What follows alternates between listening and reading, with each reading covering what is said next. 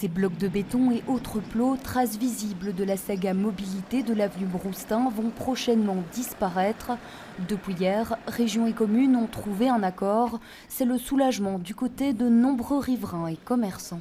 C'était un peu difficile parce que chaque fois, il fallait contourner pour revenir à la maison.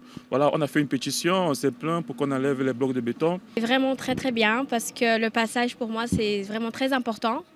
Et il y a 3 ans que j'ai le salon ouvert ici et pour moi ça va changer vraiment beaucoup.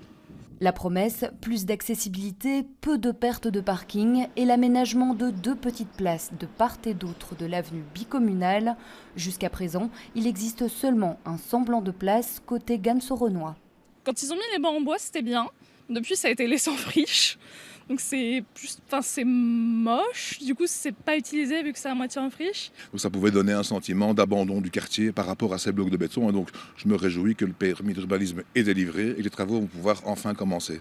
Désormais, voici la projection pour la circulation. Il sera à nouveau possible d'emprunter l'avenue Broustin depuis l'avenue des Gloires ainsi que depuis l'avenue de Jette.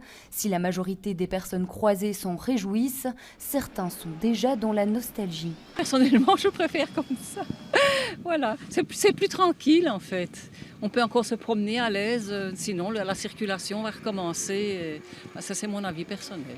En 2021, ces blocs ont notamment été posés car l'avenue connaissait des problèmes de sécurité liés à la circulation.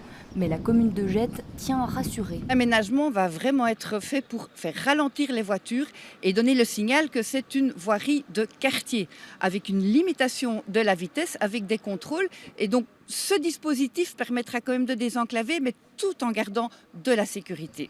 Il semblerait que la saga soit sur sa fin, pourtant la coupe est déjà pleine pour ce commerçant. Pourquoi exactement? Toujours pas compris pour quelle raison. Les blocs qui sont installés ici. Et c'est embêtant. Et franchement, c'est moche qu'ils les enlèvent tous. Parce que franchement, il y en a marre de ça. Et surtout les travaux.